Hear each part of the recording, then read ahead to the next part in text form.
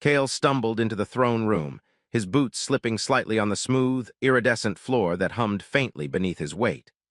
The air was thick with the scent of something metallic and sweet, like ozone mixed with sugar, and every step seemed to echo off the walls in a way that made him feel like a clumsy giant intruding on a silent symphony. At the center of the room, the queen sat on a crystalline dais that caught the light from the twin suns outside and fractured it into 1,000 shifting rainbows.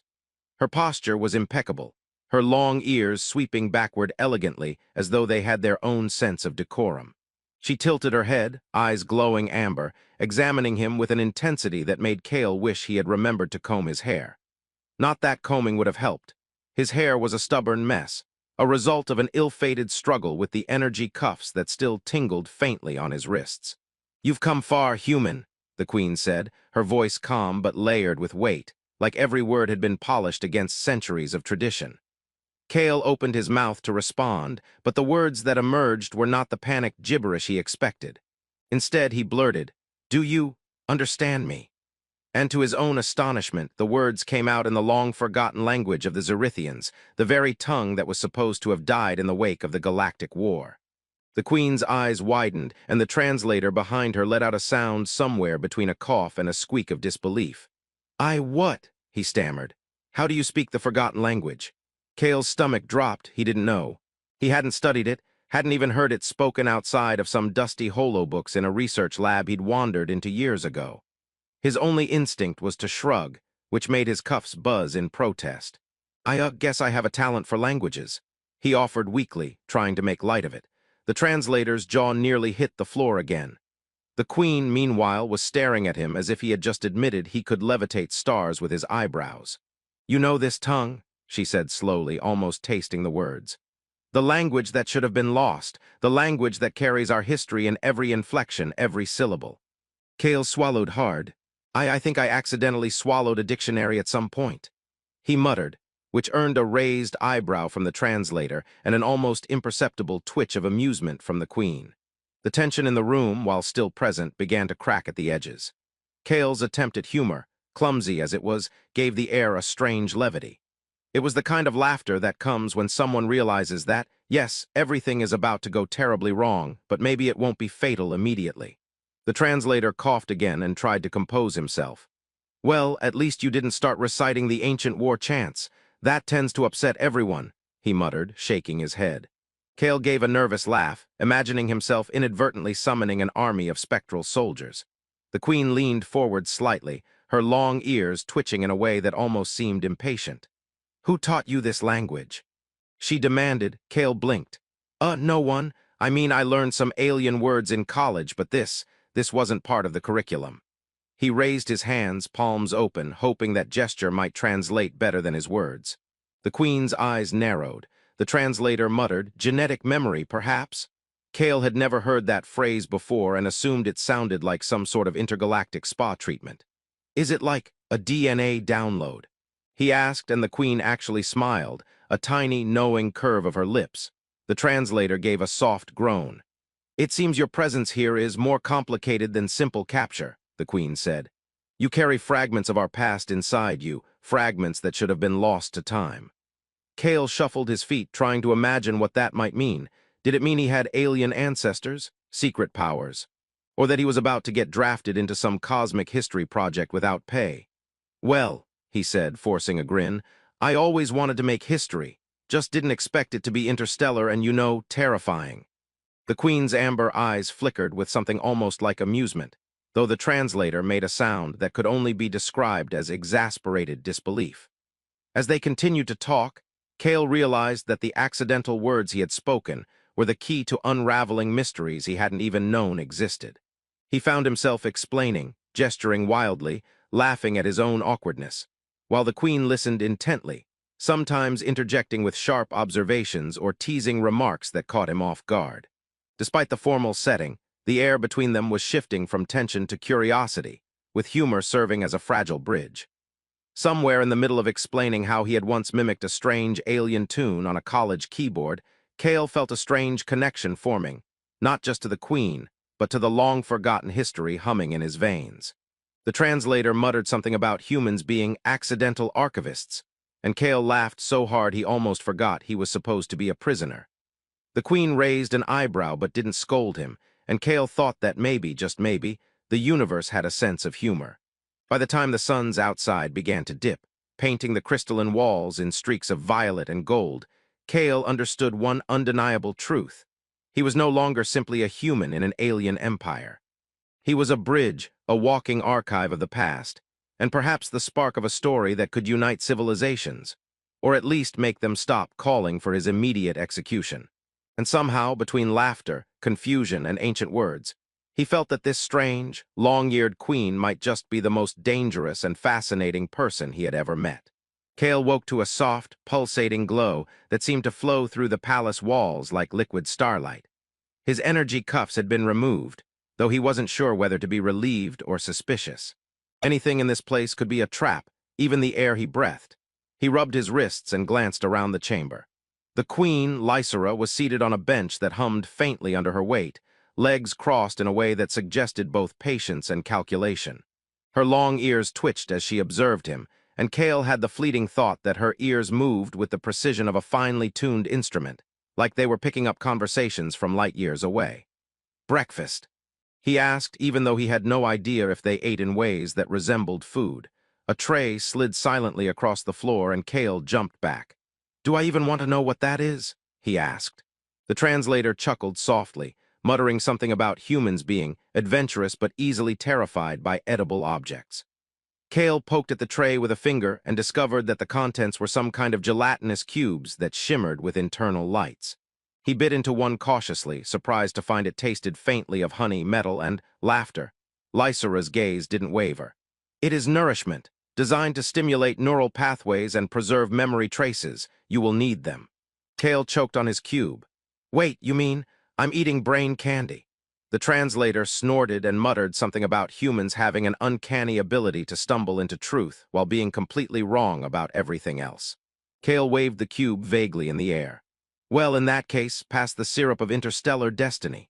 Lysera's amber eyes glimmered faintly, and for the first time, Kale saw amusement flicker in her expression. Once he had finished his strange breakfast, Kale and Lysera began a conversation that felt like stepping through shifting corridors of time. She asked him questions about his memories, his earliest recollections, the sounds he had dreamed in as a child, the songs he had sung without knowing the words. Kale answered as best he could, his attempts often spilling into jokes to cover the unease of exposing his mind. "I once thought humming in the shower would summon aliens," he admitted.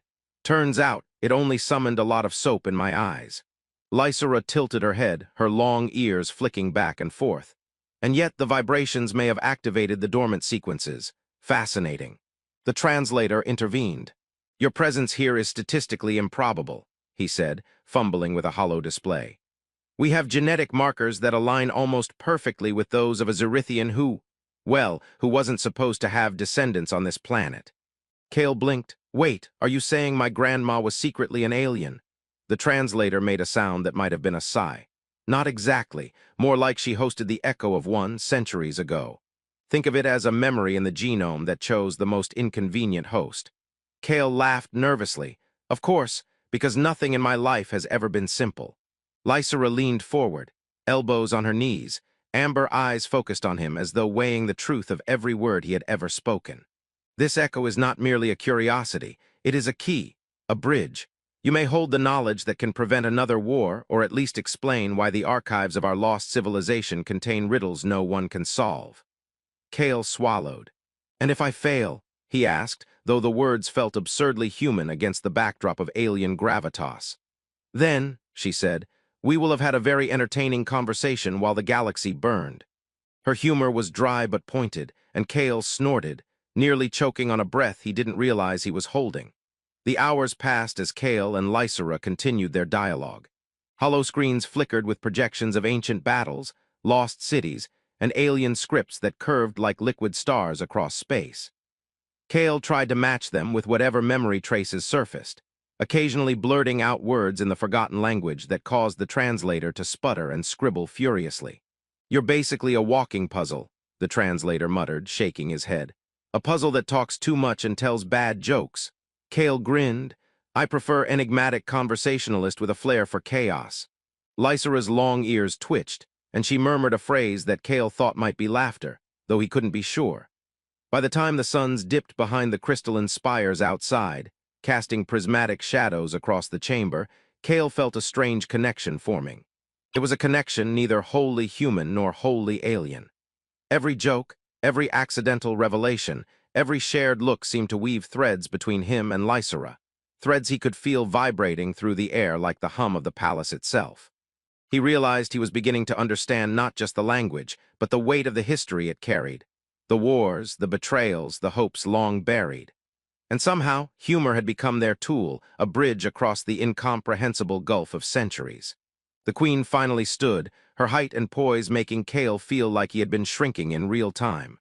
"Rest for now," she said, and the translator flicked a hollow display that made the walls shimmer. "Tomorrow we will begin deciphering what you remember and what your presence awakens." Kale bowed slightly, feeling the absurdity of his situation. A human, eating brain candy, joking about interstellar destiny, now a living archive of a civilization thought dead. He laughed softly to himself, muttering, "I knew skipping biology in college would come back to haunt me." As he lay down to rest on a cot that seemed to float slightly above the floor, Kale realized that the adventure had only just begun.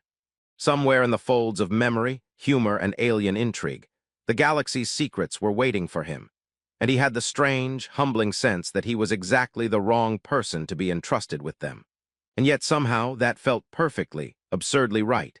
Kale stood at the edge of the palace balcony, staring at the swirling expanse of the Zerithian capital below. Twin suns stretched across the sky like molten ribbons, reflecting off the crystalline towers in colors that had no names. He flexed his hands, thinking about the energy cuffs he had worn days ago, and for the first time felt the weight of his journey. Not as a prisoner, not as a curiosity, but as someone who had become a thread in the fabric of a civilization. Lysera appeared beside him, her long ears flicking lightly, as if acknowledging the immense silence between them without breaking it. "You've done well," she said, and Kale turned to see a faint, almost human smile on her lips. "Not because of the words you spoke or the memories you carried, but because you understood what needed to be understood." Kale rubbed the back of his neck. "I didn't really know I was supposed to understand anything until, well, you started staring at me like I had the answers to your entire history." Lysera chuckled softly, a sound that was both musical and sharp, making Kale feel like he just tripped into a secret code meant for him alone. "And yet," she said, "you carried it anyway." The translator hovered behind her, looking more relieved than anyone else. "We've verified the data," he said. "The ancient archives are now effectively readable thanks to him. I must admit, I never thought a human could do what he has done without detonating something by accident." Kale laughed. "Hey, I prefer to keep explosions metaphorical, much safer that way." The queen's amber eyes glittered with amusement, but Kale noticed the weight beneath it. The archives, the history, the fractured civilization. They had relied on him, and now he could see the impact of that reliance in the subtle tilt of her head, in the way the translator's fingers hovered over controls that could alter centuries of records. They descended to the main chamber, where the projection of the lost civilizations hovered like living constellations. Kale placed a hand over one of the floating images, and it shifted, forming maps, treaties, even songs that had been thought lost. "This is incredible," he said, "all of it just floating here like a cosmic jukebox." Lysera's eyes softened. "It was never lost completely," she said. "It waited. In you, in your ancestors, in the echoes that humans ignored as mere superstition." Kale smiled faintly, the humor in him surfacing despite the enormity of it. "So basically, humans are terrible at history, but amazing at hiding alien secrets in DNA." Got it. The day passed with laughter and discovery. Kale found himself reading ancient hymns aloud, stumbling over words, only to hear Lysera repeat them perfectly, correcting him with subtle humor that made him snort. They argued over interpretations of treaties that predated his species, understanding of space travel. And Kale realized he was not only learning the language but beginning to feel its rhythm, the pulse of his own blood aligning with memory sequences he hadn't known existed. He had become, somehow, part translator, part archivist, part bridge between two species, and he liked the absurdity of it.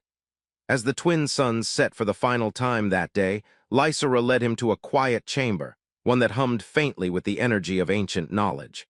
"You have done what no one else could," she said, voice soft now, unguarded. The archives are complete, the treaties understood, and the memories preserved. And yet, she hesitated, and Cale realized she meant something beyond history. And yet, she continued, the bond formed between our peoples, it began with you. You brought laughter, curiosity, and honesty into what had been a vault of solemnity. That is rare. Cale swallowed. So I'm basically a peace ambassador who tells bad jokes. She smiled, ears twitching. You are exactly what we needed. Later, Cale walked along the observation deck, looking out over the galaxy as if it were a personal atlas he had helped redraw. He thought of home, of Earth, and how small it seemed now, yet how vital the lessons of his own species had been in shaping what had been lost.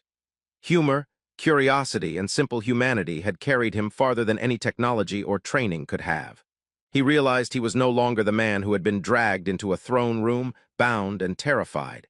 He was someone who had stepped into history, stumbled into destiny, and come out changed. As the night deepened, Lysera joined him again, silent for a moment before speaking. There will be challenges ahead, she said. Not all of our peoples will embrace what has been restored, and there will be those who fear the truth we now hold. Cale nodded. I've learned to deal with fear, mostly by laughing at it until it goes away. She flicked a subtle look at him. Then let us move forward together with the past in one hand and your humor in the other. Cale grinned. I'll try not to ruin interstellar diplomacy with puns. She laughed softly, and for the first time, Cale realized that laughter could be a weapon, a bridge, and a balm all at once. The next days were spent consolidating the archives, translating lost texts, and preparing messages to distant worlds. Cale found himself increasingly confident, aware of the weight he carried, but buoyed by the knowledge that he could wield it without fear. The memory echoes were no longer strange whispers. They were tools, guides, and companions. And with Lysera at his side, teasing him whenever he faltered, correcting him when he stumbled, he felt part of something vast, intricate, and profoundly alive. At the end, standing once more on the balcony as the suns rose over the Zerithian horizon, Cale breathed in deeply. He had gone from a human pulled into an alien empire to a bridge between worlds, a living archive, and a companion to a queen who had once seemed untouchable. The galaxy felt different now, not merely vast and unknowable, but full of possibilities. Humor, memory, and courage had carried him through, leaving him changed yet whole. And as Lysera's hand brushed against his, he realized that the forgotten language had not only spoken through him, it had spoken for the future, and he had listened, laughed, and answered in kind. The story ended not with battles or proclamations, but with understanding, connection, and the strange, quiet triumph of a human who had found his place among the stars.